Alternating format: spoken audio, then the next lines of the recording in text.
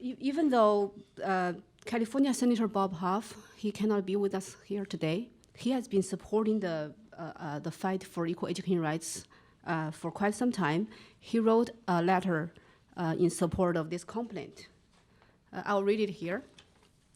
The letter is addressed to President Yukong Zhao. Dear Ms. Zhao, I am writing today in support of the press conference by your Asian American Coalition for Education as you work to stop continuous and systemic discrimination against Asian Americans by Ivy League universities.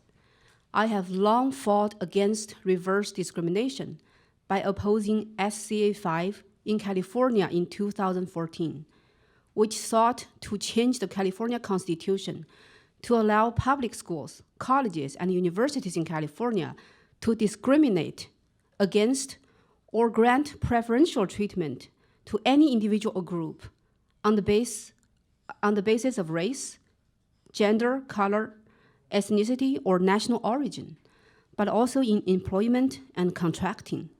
We successfully defeated this measure.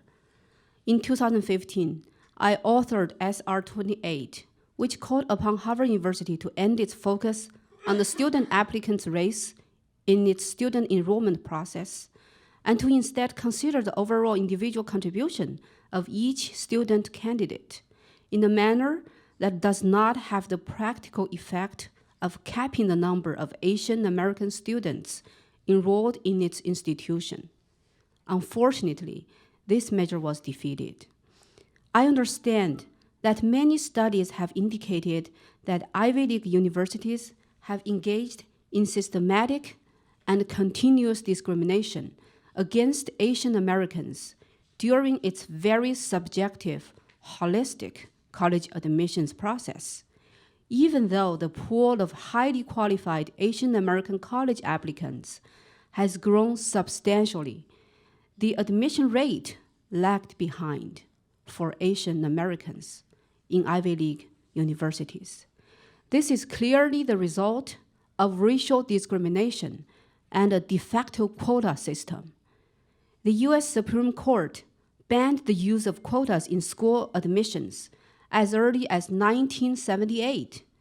The discrimination and hidden quota systems against Asian Americans have formed detrimental barriers for these students advancing their education.